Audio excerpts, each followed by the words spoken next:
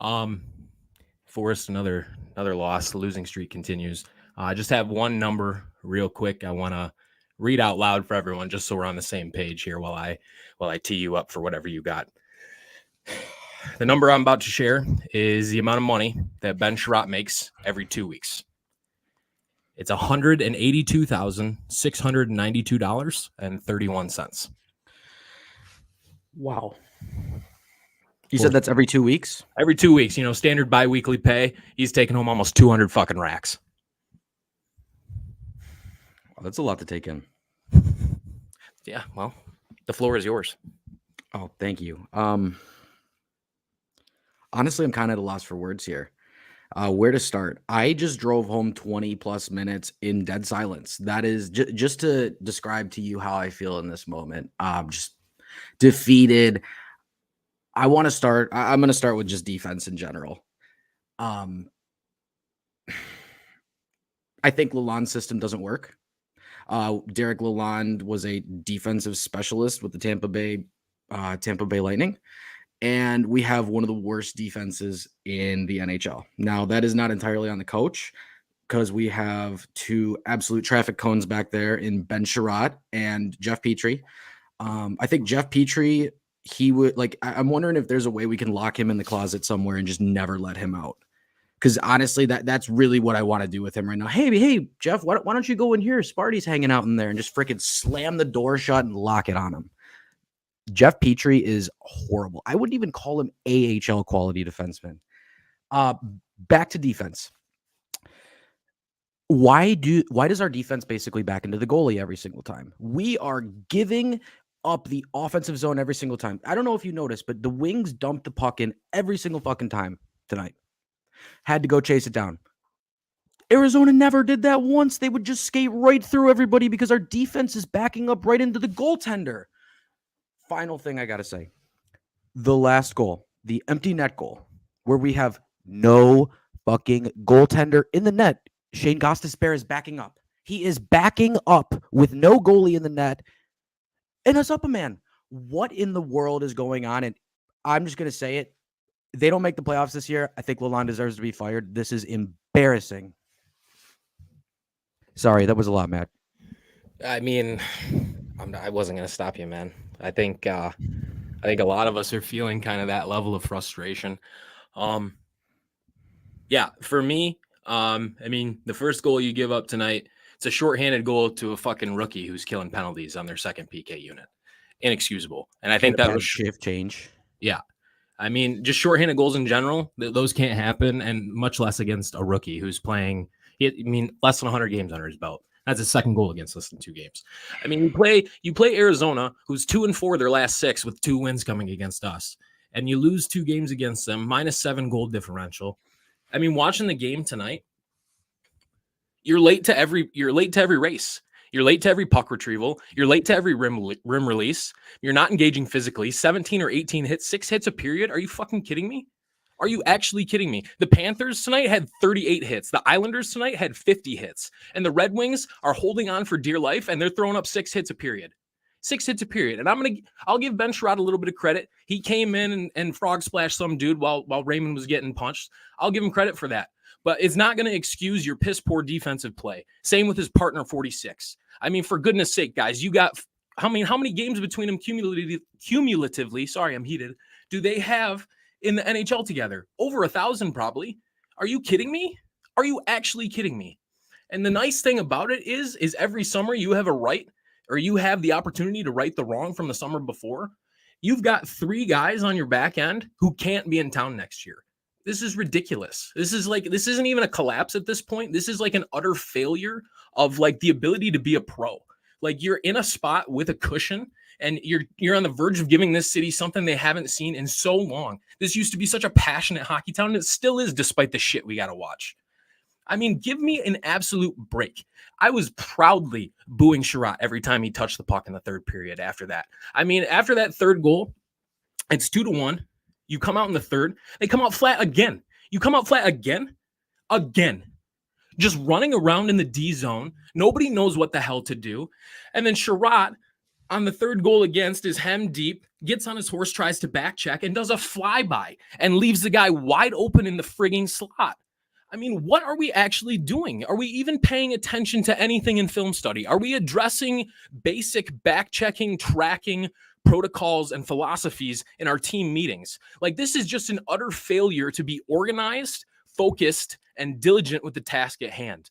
I mean, Arizona hasn't beaten anybody in the last week and a half either, aside from your club. Give me a break. Real quick, Matt, I agree with what you said there. You mentioned 3 people that can't be here next year. Obviously, you mentioned Sherrod and Petrie. Just for the fans out there, who's the third? I think we've got a pretty good idea. Mr. Pressbox himself, Justin Hall, of course. I figured as much, just wanted to make sure we were on the same page. Yeah, there's no reason to keep those 3 clowns next year. I mean, honestly, I told my dad, I said, in this third period, I went with my dad tonight. I said, in this third period, I'm going to watch how many giveaways Jeff Petrie had. I stopped counting at 10. And that was in the third period alone. Jeff Petrie, I mean, he looks like a squirt level defenseman. Like, he just throws the puck wherever and does not ever look. You and I've had this discussion. I personally, I think the coach needs to go. I thought the coach needed to go after they lost 4-0 to Arizona the first time. You were talking about defense on your end.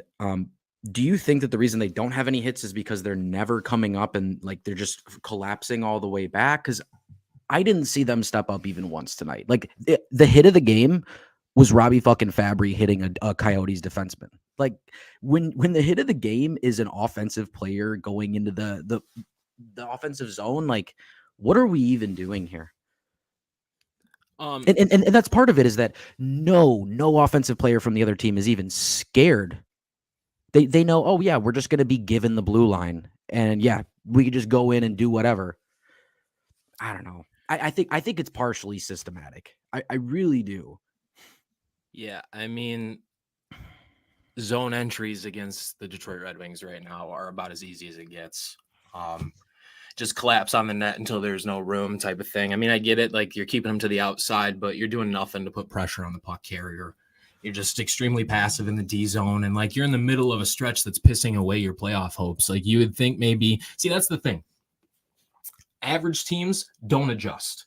They just stick to their original systems. They just keep plugging away. And like, you're competing against other professionals, dude. Anybody who has an above average work ethic, which I would hope you fucking do if you're working in the NHL, you have it scouted. You know what to do. Okay. So, and the above average teams have the ability to adjust on the fly. Hey, maybe we can't run this particular forecheck against this team because guess what? They're picking it up and they're sniffing out our routes. So it's not working. So we're going to have to adjust and deploy a different forechecking system or something like that. I mean, for goodness sake, every entry that we have, every zone entry 4 that we're trying to do, it's a rim play and nobody's there on time. The rim play is great if you can get to your spot quick enough. If you're never fucking there, it's an auto turnover.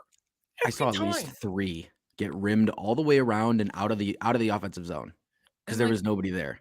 I'm trying to not get worked up, but it's like you're like not even close to dialed in, man. Like, from the staff to the players. Like, how is this tonight? Like, you're back from the road trip.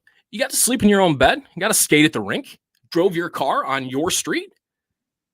Ate food from your fridge, and you still come home, and this is the effort you give those fans. They deserved every boo they got tonight. Manager, coach, and player. I'm going to be honest, for the effort that they put out there tonight, there was not enough boos in that building. Just absolutely terrible effort all the way around. Yeah, the rim play, like nobody wants to even skate the puck in. I mean, they had opportunities to, but nope, it's just way easier to just rim it around to the other side. Like, at what point do we decide to do something different, you know? And I know we're very quick to blame the coach in this society, but man, oh man, like when you're there in the second intermission and you're going out there down 2-1 and you know how important this last 20 minutes are, and then you give up the first goal to go down 3-1 and then proceed to get pinned in your zone. Of course, Sherratt and Petrie pinned into their zone for the next 2 minutes. Like, the air collectively went out of the building at the 10-minute mark. Yeah, I'd be curious to know how many hits Ben Sherratt had tonight. He's been averaging less than 2 the past 4 games or so. I would imagine it was around the same tonight. Um, Here's the thing, like when nothing's going right, you know, you got to really focus on the things you can control. And to me in hockey, it always goes back to forecheck, hitting, and blocking shots. Those are 3 things you don't need referee discretion with. Like, you don't need any favorable calls or bounces. Like, you can do one of those 3 things every shift. And if you're a pro, don't tell me you can't, because if you're a pro, you definitely can. All right. I would tell high school, junior age players the same thing. You can do one of those 3 things every shift. And if you don't, you're probably not going to get a lot of TOI. So don't complain. And it really doesn't make any sense to me how the manager of the team is going to stand pat at the deadline and say, "Oh no, we like our depth. We like our depth." And I get it. You're not trying to sacrifice a ton of assets. You're trying to, maybe see if these guys can dig themselves out of it. Like, these are guys you signed. I would imagine Steve Yzerman's rooting for him to succeed with every ounce of his being, because it makes him look good if they do. But you got to be realistic, man. Like, part of me wants them to miss the playoffs after watching that tonight. Like, what are you going to do? You're going to get in the playoffs and try the same rim play every game? You're going to be out in 4 games. Like, it's not even worth it. Look, they can't carry the puck into the offensive zone against anybody. If you can't carry the puck into the offensive zone, like how are you going to score any goals? I mean, the difference, I've seen like the analytics behind it, and the difference between dumping the puck in and like carrying the puck in, your chance of scoring a goal doubles when you carry the puck in as opposed to. So we're already going with the lower percentage play by dumping the puck in. And then B, what person on the Red Wings is going to go hard into a corner and dig out a puck? Let's be real here. 0. Whenever they do that little bullshit rim play time and time again, get pucks deep, and I want to see some dudes throwing the body. I want to see Rasmussen get pissed and really put a check into someone. Like, nobody on this team plays physical. I mean, are we like the biggest 2-ply team in the league or what? We get pushed around by any team that shows a little bit of physicality.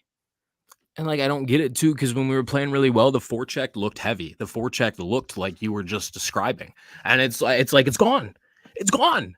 Like, how? Like, this is the thing. Dylan Larkin, more important to this roster than we thought, but it shouldn't be this noticeable. It shouldn't be. Like, I don't need you to like win out and be on like a 13-game win streak or whatever it would be right now, but you gotta look semi-competitive. And like, we've talked about this in private, but like, Larkin's absence just continues to show us what the center depth looks like in the organization right now without him, and it's piss poor. I mean, you call up Austin Czarnik. Austin Czarnik didn't do a fucking thing. Not even close to anything energy-wise either. I mean, I'd have to look at the box score and look at his stats, but when I looked up at the Jumbotron in late second, early third period, he had 3 minutes on the fucking ice. He was never out there. You're gonna call a guy up and you're not gonna play him? Like, you give me Marco Kasper or Carter Mazer. One of those guys would have came out with their hair on fire. First NHL game of the year. What Kasper play at last year? 1 game and then he got hurt. Like, first or second game for the respectable kids. I mean, give me a break. Austin Czarnik did nothing. Like, you gotta, like, if you're really gonna commit to like, oh, we like the kids in Grand Rapids, maybe they can come up and give us a spark, then call them up.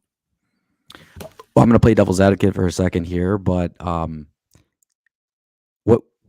what is the point of like bringing up one of those guys to play the 4th line minutes? I mean, do you see value? Like, as a coach, do you see value? Line. They shouldn't be on the 4th line for us. Jonathan Berggren shouldn't be on the 4th line. Because I mean, I'm just thinking that's what Yzerman's going to say. He's going to say, "Oh, well, we don't want to call up a prospect to play in 4th line minutes." You know, you're pissing away the playoffs in front of the entire city of Detroit's eyes.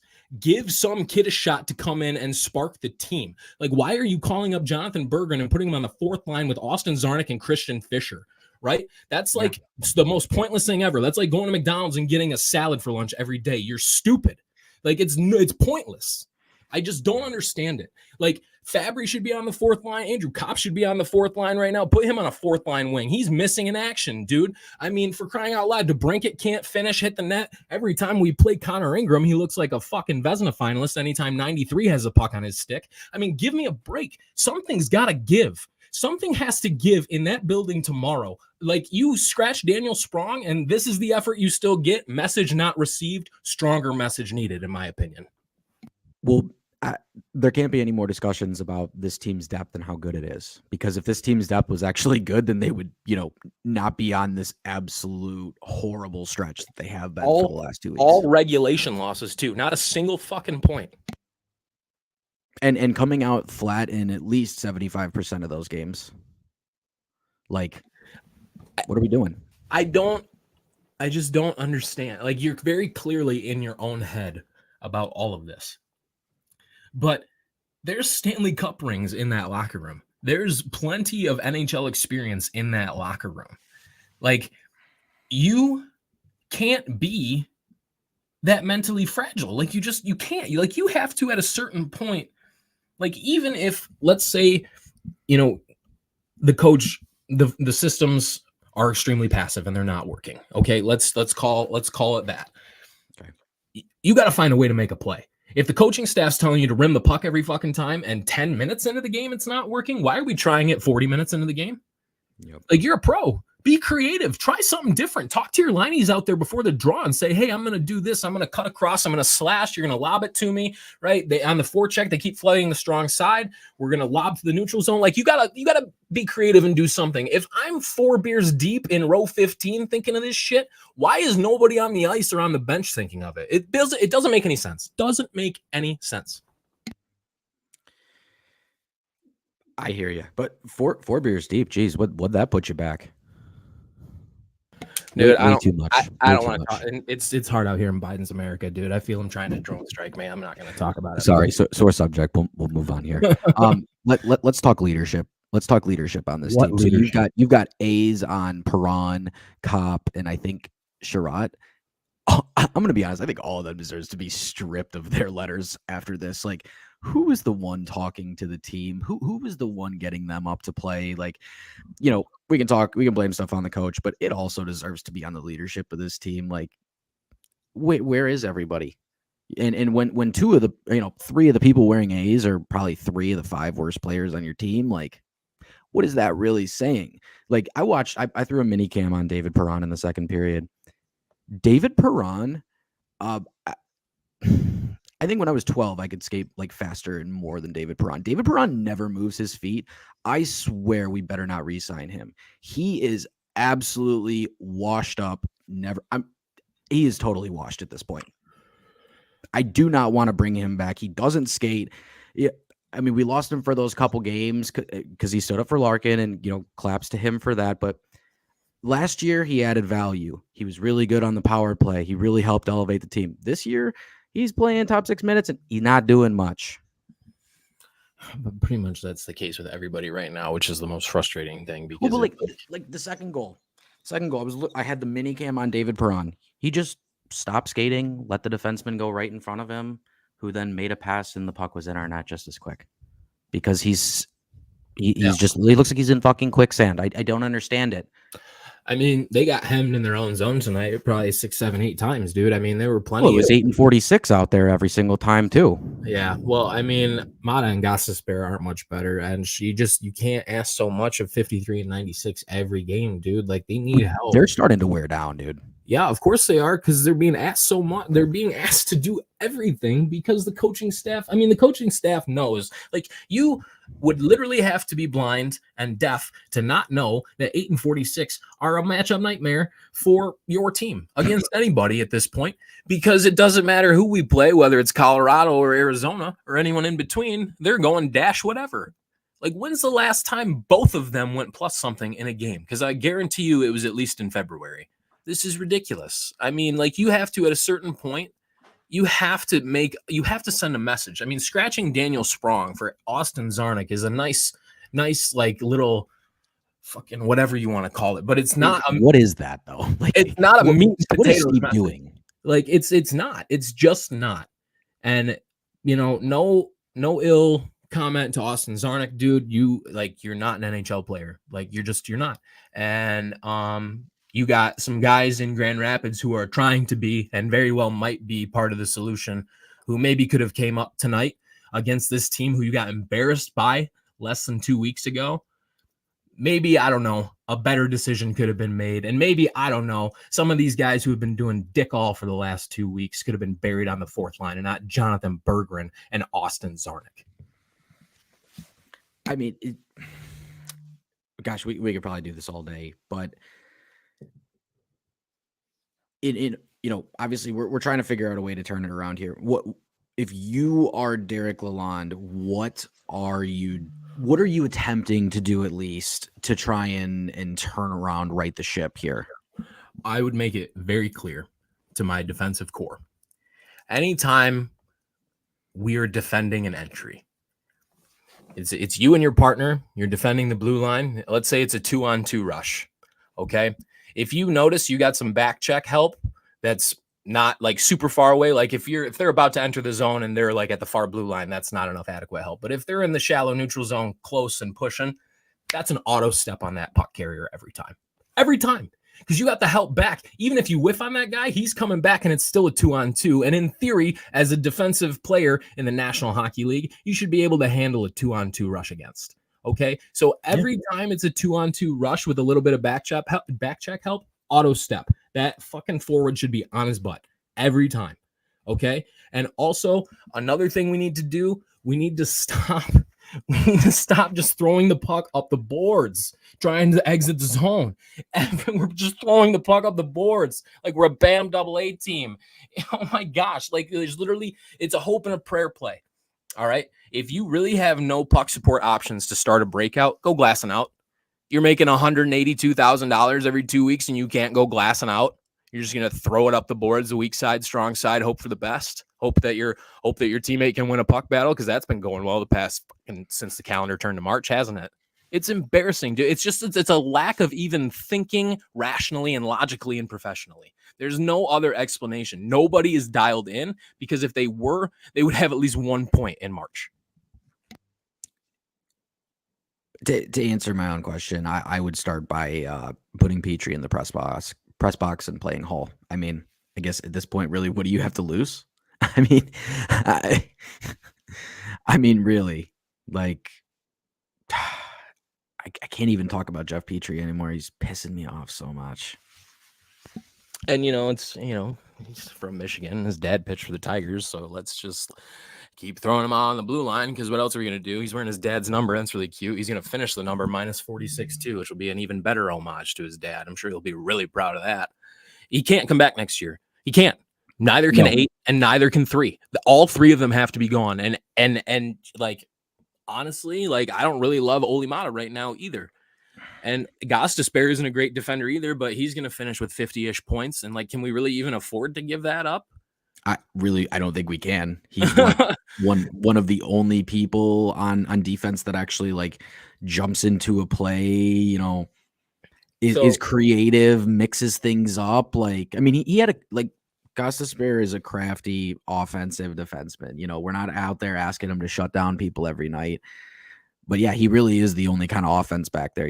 Mo broke out as a rookie, and we haven't seen that same Mo Seider since. Like, it's just everybody up and down the roster. I mean, I know your captain is your most important player. We all love Dylan Larkin. He's been a captain here forever, but a team that we were calling deep up until 15-20 minutes ago has completely collapsed without their number one player and captain. And it's just, honestly, it's tragic. Like, this team is not a playoff team, and Steve Yzerman's like staying pat at the deadline. That tells me he doesn't think they're a playoff team either. And I hate to be the Debbie Downer, but yeah, you're not adding if you don't see this team just staying pat and being it is what it is. Like, obviously he thinks that they've outplayed, where they're at this point. Because if you truly believe that they were a playoff team, like, you would load up. I mean, look at these, like, all these other teams in the wild card race in the East are not doing anything. Like, the Islanders lost again tonight. They're on 2 games good, and the Wings pissing away perfect opportunity after perfect opportunity. I feel like a broken record. Ben Schrott's stats tonight, just for anyone curious. Brace yourselves. 20 minutes, 18 seconds time on ice, second on the team by only 1 second to Jake Wallman. Are you kidding me? Yeah, 27. He was the second most total ice time tonight. Yeah, Wallman was 2019, Sherratt was 2018, Seider was 2008. 27 shifts for Sherratt, which was second to Sider with 28. 0 hits. 0. What about Petrie? How many minutes did he play tonight? Hold on just a second. Let me pull it back up quick. Sorry. Jeff Petrie played 19 on 25 shifts. Jeff Petrie should be playing a maximum of like 12 minutes. And I'll at least give him a little credit because he had 5 blocks and 3 hits.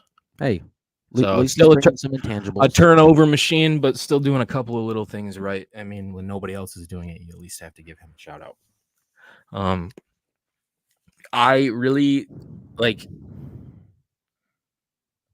Sider, Wallman, Gostisbehere, and Edvinson, and the other 3 gotta go. And I don't know where you go from there. I really, really don't. Are Johansson and Wallinder, are they close to ready? I don't know. Are there like can we trade? Can we trade for somebody? Can we stop doing the UFA thing? Like, do you know how jealous I am of like Colorado and Buffalo being able to do that middle stat for Byram trade? Like a true hockey trade, you mean? I don't understand what is so hard about shitting or getting off the pot as a general manager in the National Hockey League. Like, you have to understand something. Like, after this year, DeBrincat's under contract for 3 more years. If you want to be competitive during that contract, this summer matters, and you have to be in the playoffs next year.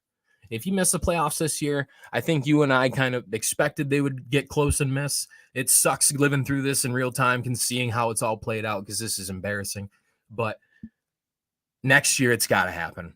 And, you know, we agree. Like, I think Gostisbehere should be considered that he resign. I think you should do anything to get 846 and 3 out of town. Even if you got to give up like a 4th or 5th round pick and retain a little salary to make it happen. You have to do it. They're gonna have to retain salary on that. And I don't. So like the Bowen Byram thing, like obviously like Colorado wanted to get a 2C out of that deal. That was their ultimate goal. So like what would it have taken to get Bowen Byram if you didn't go the 2C route? Like why wouldn't you inquire? Like, why would you not consider overpaying for a player like that? Even if it did cost you a couple prospects and like a 1st and a 2nd, like you need a fucking young D so bad. How many more prospects do we need? Like, we're number 2 on the Athletic in our prospect pool, but yet we're not trading anybody from it. And yet we continue signing free agents and not giving these young kids a chance. I mean, it is March 14th today. If Simon Edvinson is not in the NHL next year, I'm going to write a letter. I am just at that point. Like, Simon Edvinson is probably like today, March 14th, is probably the second best defenseman on the roster. I don't even think that's a far stretch for our like. I don't think that's a far stretch. Him and Sider they are the number 1 pairing in the future. Just bring him up and play him, or maybe not even next year. As long as he starts in the NHL next year, I will be okay with it. But I just don't understand, like, to your point about Austin Czarnik, why are we bringing him up? We saw what Kasper did. We saw what Edvinson did. They bring energy. What does this team need? Energy. They look like they're asleep out there.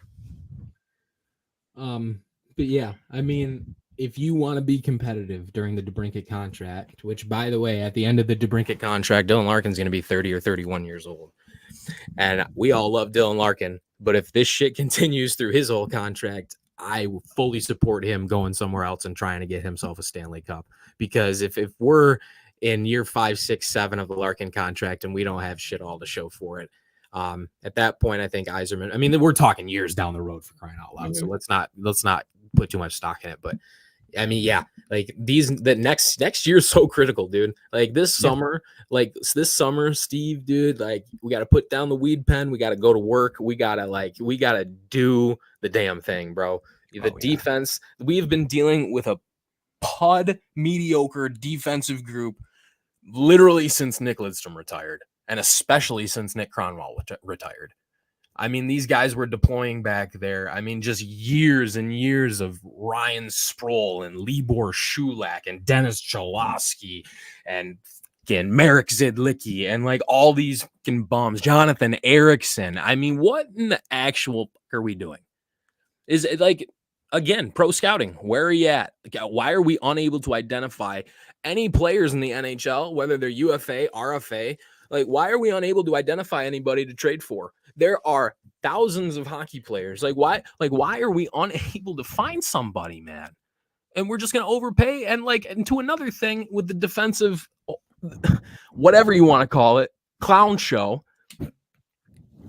The day Ben Sherratt got signed, the Red Wings Twitter account put out a tweet, and it was Sherratt highlights of him stapling dudes to the boards and just being a physical specimen out there. And we quoted that tweet by the Red Wings and put something to the effect of, man, that Seider-Sherratt pairing is going to be a wrecking ball or something. And you want to know who liked that tweet? And if you don't believe me, go look. Dylan fucking Larkin liked that tweet. Dylan Larkin himself liked that tweet. Ben Sherratt, where are you at? That's 7 hits now in the last 5 games, dude. You're approaching 1 hit a game average here on a 2-week stretch. Earn your money or donate it to homeless veterans or something. You literally don't deserve that money. Embarrassing. Same with Petrie, but at least Petrie can get down and block a shot or maybe throw a shoulder. But what Aid is doing is borderline treasonous and really isn't what America's about or Canada. We have seen, like, I mean, you're 100% right. Our defense has been really bad ever since Cronwall and Lidstrom left. But have you ever actually have we had a worse pairing, worse second pairing than Ben Sherratt and Jeff Petrie? I mean, even the year that we had 48 points. If we have had a worse pair, Forrest, it's officially erased from my memory, and I don't want to remember it. I really can't think of anything worse than these two. I mean, they get pinned in their boards every other. I mean, it's basically flipping a coin. Are they going to get pinned in the defensive zone this shift or not? But literally, one more game of this, dude, and Detroit PD should show up in the locker room post game and take him downtown. It's just, I'm so over it. It's a borderline misdemeanor offense at this point, dude. You got to be actually kidding me. That's the best effort you can give those fans, dude. You're going to charge $30 for a mixed drink in there and then play hockey like that? Okay. Unreal. It's disrespectful. I mean, unreal. I mentioned there was not as many boos as I thought there was going to be for the effort that was out there on the ice tonight. That was embarrassing. Truly embarrassing. Hey, guys. I know the rim play didn't work the first 30 times, but let's just try it one more time, all right? Let's just make sure we beat him there. We got this. Give me a break. Times 100.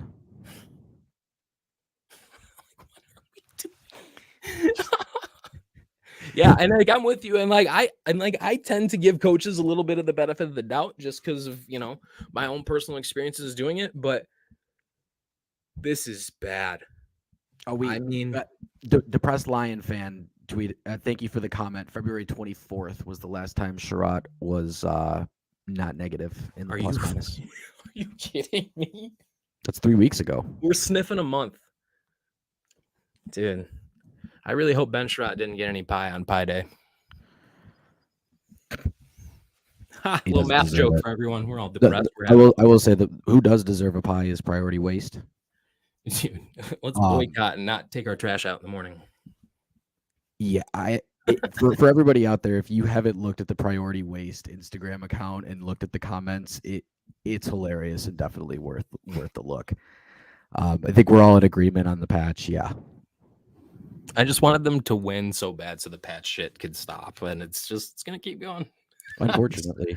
So annoyed, dude. And we don't love the patch either, but the reason they're playing bad hockey is just because the roster's not very talented. That's unfortunate timing with the patch, but yeah, dude. I don't know. They play Buffalo Saturday, Pittsburgh Sunday. Is that what's next? I believe so. That sounds right. Give me a sec here. Let me take a look. I'm not optimistic. I'm gonna tell you that right now. I'm not. I mean, how can you be? Not even a little bit. It's what, 4 goals in 4 games? I fully expect a lot of unconverted rims and a lot of flybys in the D zone. Stretch coming up here. Home versus Buffalo, at Pittsburgh, home versus Columbus. And then Islanders after that. I mean, I don't know how many more times we can say must-win game. But like we're at the point where we just got to start squeaking out points. I mean, you don't have Larkin for the next two at least, and Coach Lalonde said something about maybe next week, but you definitely don't have him this weekend. And I don't know who the Islanders play or people chasing. Like, it really doesn't even matter at this point. Like, you Just really win, baby. you got to win. You got to do something. You got to like, and you just played Buffalo, and Buffalo just worked you. So if you go in there and play the exact same way you played them the other day, expect to get worked again. So something better be different from tonight and from the last time they played Buffalo. It's just and Buffalo was absolutely lights out against the Islanders tonight too. Yeah, so they're playing good hockey. Right honestly, I think that Bowen Byram going to Buffalo might be what lets them take off next season. I mean, Byram, Bowen Byram for Sam Reinhart, like Casey when Middlestat. you think of a two center, you're not exactly thinking of Sam Reinhart. Like, let's be honest here. What was that? Casey Middlestat. Sorry, Casey Middlestat. Sam Reinhart's in Florida. Jeez, yeah, my frustration's getting the best of me. I apologize. Give me a second, good, bro.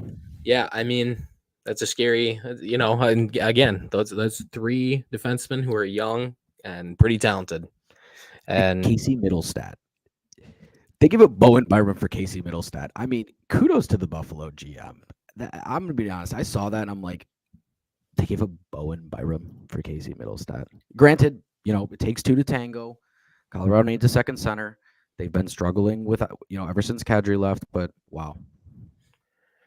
I just really, I don't know exactly what to say in terms of how you really turn this around, but the effort that you give on Saturday, it's got to be way better.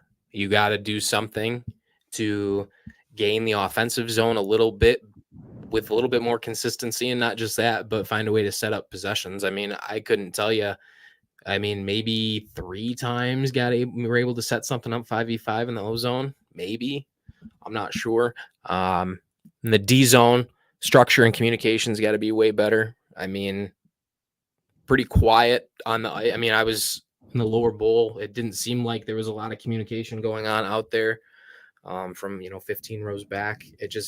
I don't understand how you're not barking orders at your teammates and trusting the guys and just executing on your routes and your assignments. It just seems so. I mean, they're playing a zone coverage. It's not man coverage. So like, it really shouldn't be that complicated. I get it's really fast, but you're pros, right? It's not like this is an East Coast team playing an NHL crossover game and we're rooting for the best. Like, these are supposed to be pros, man. I don't get it. But if you don't figure it out, you're not going to make the playoffs, and I won't feel bad for you. I don't think you'll feel bad for them, and the hundreds of people watching shouldn't feel bad for them either.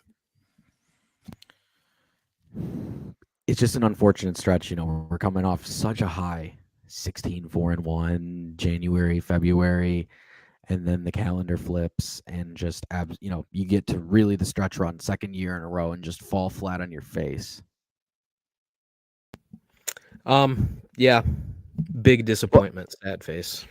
Real quick, I saw a stat. It was yesterday, I believe.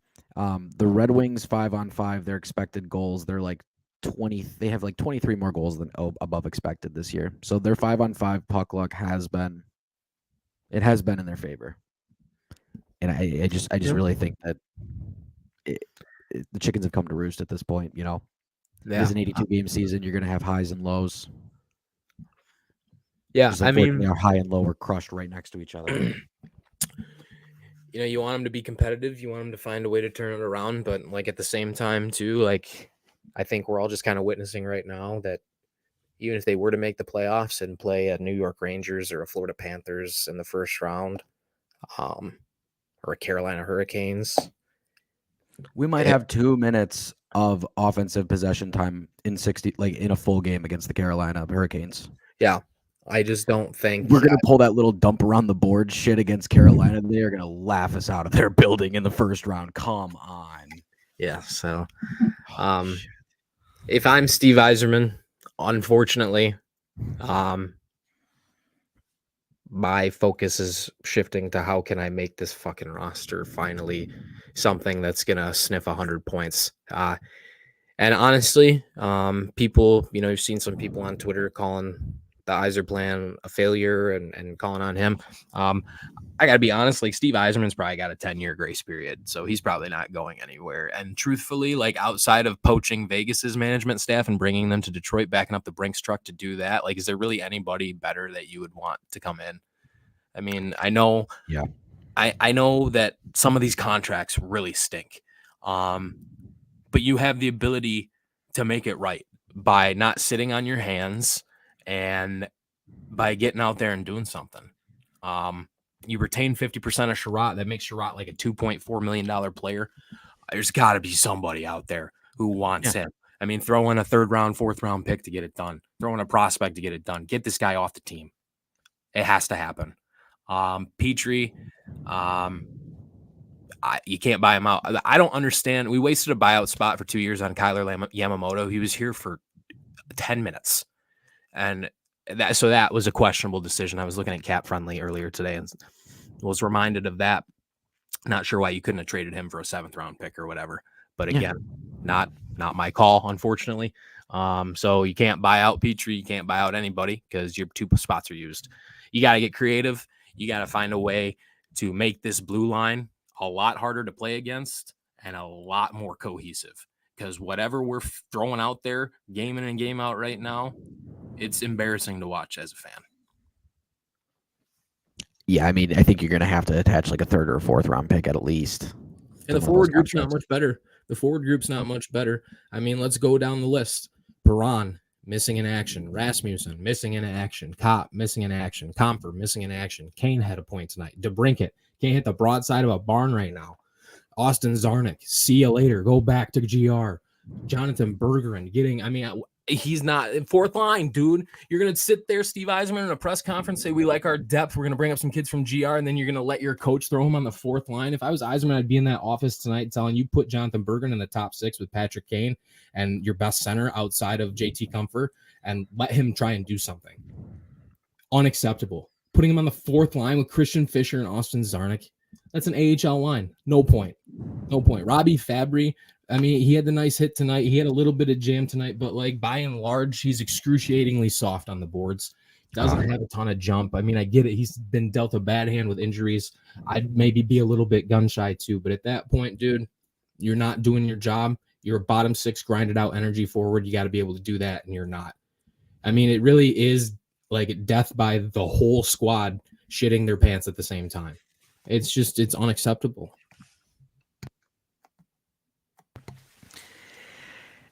Yeah, they got to find a way to get more talent.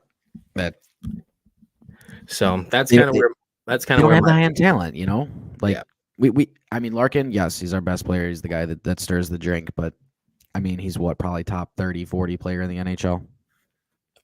Yeah, I mean, not one of these elite players like we see some of these other rebuilding teams get the chance to draft and select, unfortunately. But we've had some opportunities to select some defensemen too. In 2018, we walked up to the podium and picked Philip Zadina with Quinn Hughes, Evan Bouchard, and Noah Dobson on the board and passed on all 3 of them. So again, treasonous, felonious, should spend a night in jail for doing that, but nobody will. Unreal. So it's unfortunate stuff we're watching right now because the city of Detroit deserves better. I had to throw my Lions hat on when I got home. Almost ripped the flags down behind me, but I figured that would be a little bit extreme. But really unfortunate. The city deserves better. I thought they were turning a corner a little bit, and their captain goes down. They get punked out by the Florida Panthers, and apparently they just forgot how to be professionals and do an adequate job at anything. So it's unfortunate. Well, hopefully they see this and it fires them up, and this can be the start of something different. Because we will come in the locker room for free. We will fire them up. Promise.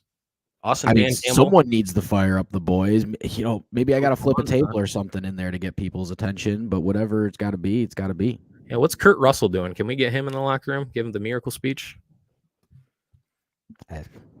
I'd love him to call out a few players. Yeah. But Forrest, we're sniffing 11 o'clock here. Any last words? This is rock bottom. I don't think it's rock bottom, but this feels bad. I mean, I don't even think we had a 7-game losing streak in the really dark years. Like a 7-game losing streak is what a bad hockey team goes on. So hopefully we can just close the page on it. Something's got to be done different. Yeah. I don't know what to say. I would I